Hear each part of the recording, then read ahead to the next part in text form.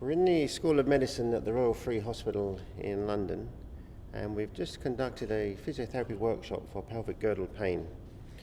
And we're here to discuss the common beliefs, the misunderstanding and the treatment surrounding pelvic girdle pain.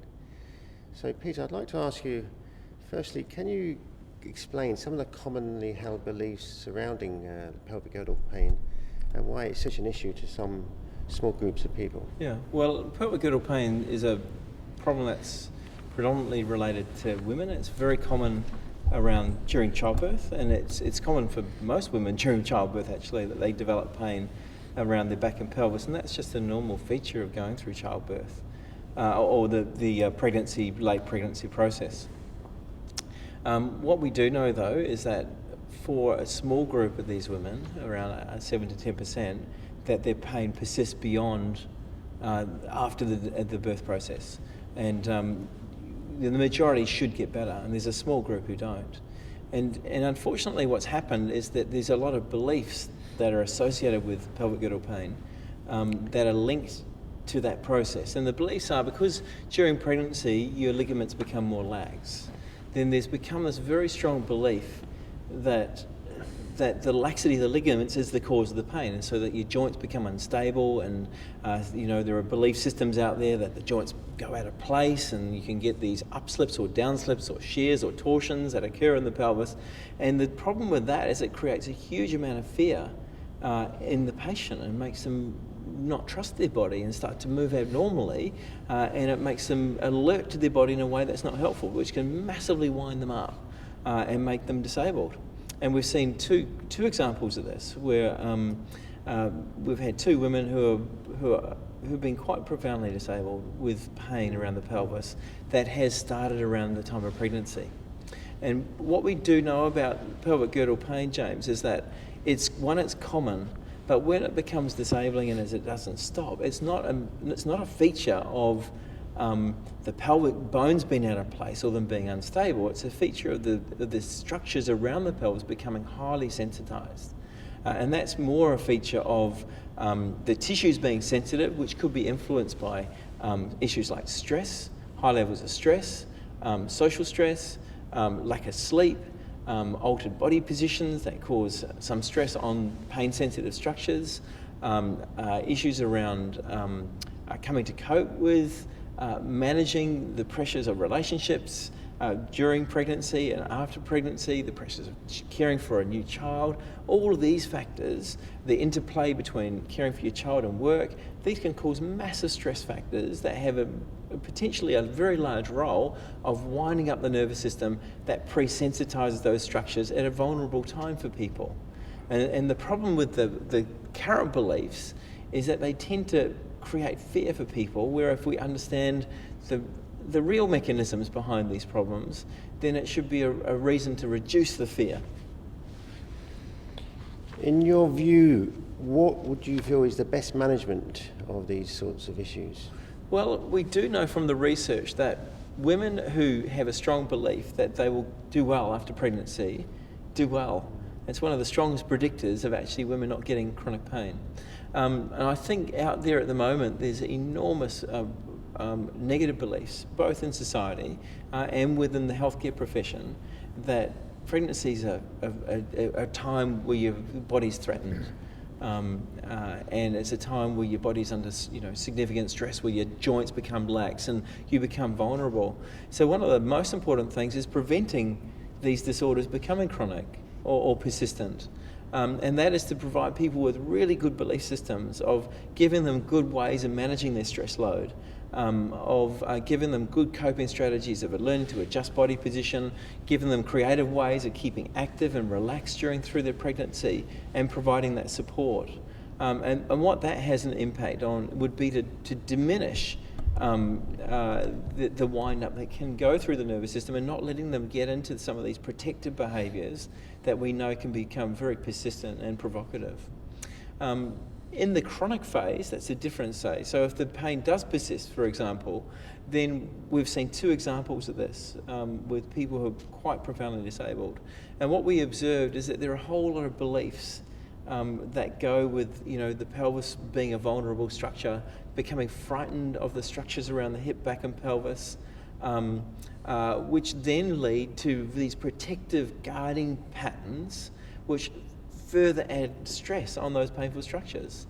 And with that stress and fear and anxiety and lack of trust in the body, it has a wind-up effect on the nervous system. So people, when they feel pain, start thinking of the worst. And that in itself causes a wind-up. So you're caught in this terrible situation where you're trapped between your beliefs and your responses to pain that tend to drive themselves. So we look at breaking that process down and giving people a sensible understanding of what the mechanisms are, an honest understanding of what the mechanisms are, building the confidence up, building their self-efficacy, building their trust in their body, giving them strategies to learn to relax and move normally, to think of their body in a different way and to trust those structures, and then to return back to the things in life that give them value, which might be playing with their kids, going for a walk.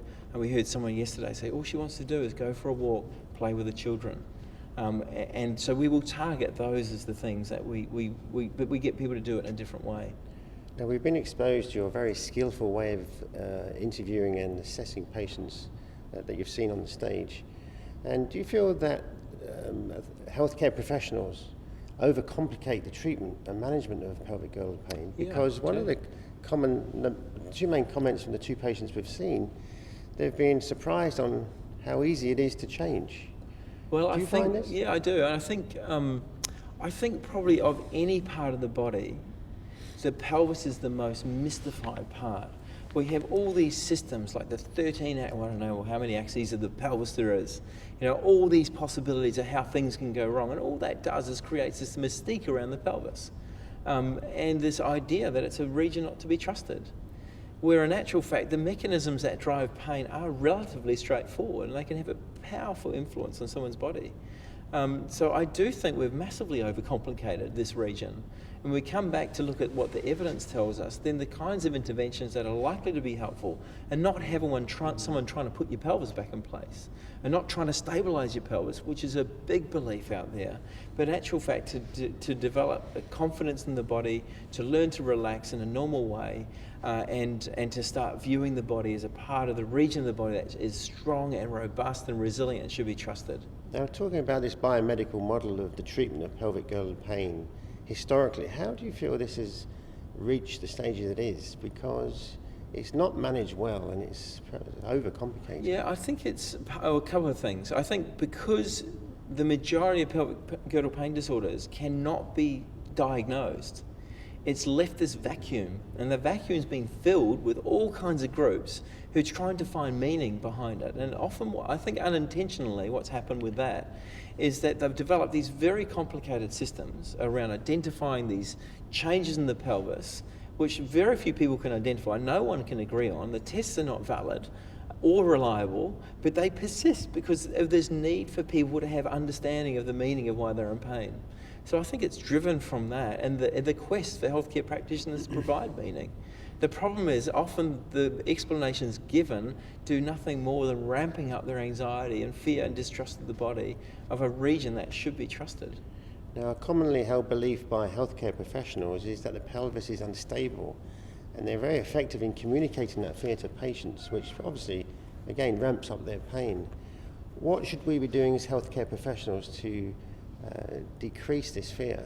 Well, you know, it's true. What we do know is that ligament laxity is part of pregnancy, but we do know that there's no relationship between how lax your ligaments are and your pain levels and disability levels. And so even though laxity occurs during pregnancy, it's not a predictor of being in pain or being disabled. The things that are a predictor are things like your tissue being more sensitized. So there are studies now that are being carried out which has shown that tissue sensitivity is a strong predictor, that lower pain thresholds are a strong predictor, but ligament laxity isn't. So I think we've got to look really closely at the evidence and say we have to stop those belief systems because they're not evidence-based. And there are a number of studies now that have looked at very accurate measures of pelvic mobility in women with and without pain, and there is no more mobility in someone with pain than without pain. So we really have to desist from that belief because one, it's not true, it's not valid. We can't reliably measure these things anyway, and most importantly, it can actually leave people very vulnerable and fearful and not trusting their body. That will further perpetuate a pain process. And lastly, one final comment about the cognitive functional therapy approach to pelvic girdle pain. We've seen how functional you approach the issues that patients have and how quickly you integrate this into patient day-to-day life. Do you feel this is the best way forward? Well, it's the best way we know at the moment, but it seems to be very effective. The essence of this approach is to consider all the factors that might be involved. And we've seen a lady today who's under a huge amount of social stress. She's frightened of her body. She's fearful of movement. She's highly guarded. She can't relax. She can't even relax to lie down. So we went through this process of identifying that these are major drivers of her pain. Give her strategies to relax. Give her a new belief in her body. Build her resilience back. In terms of understanding that the things that she fears are things that she can actually confront and do herself. And I think the great thing about that is it's not something I've done, it's something they've done. And if they feel they have control over their body, the ability to manage their pain, the ability to function and do the things in life that they value, and they have control, then that's a way of breaking that cycle. That's got to be good. If there is one message you could deliver, firstly to healthcare professionals and particularly GPs and doctors, what would that be? And secondly, what is the message to patients in their management? Probably for both. Let's stop perpetuating the myth. The structures of the pelvis are a robust, strong, resilient part of the body that should be trusted. Pain in the pelvis does not mean your structures are vulnerable. They mean they're sensitized. Let's work at strategies of building up the self-efficacy and the confidence and the hope back into patients that, one, if they do have pain, it can be managed effectively with simple strategies. That, two, that the natural history of these disorders is very good, and we have to support people through that process to minimize the sense of fear, the sense of threat, the sense of vulnerability that they may feel around having pain around that, really stressful period of having a child. And if we can do that, I think we'll see a big decline in the amount of chronicity that we have seen associated with these disorders. Well, if the progress that these two patients have seen is anything to go by, I think the future looks very bright, and I wish you every success in the future, your research and the effectiveness of which you're delivering your message to healthcare professionals. Peter, Thanks, thank you James. very much indeed for coming. Thank you.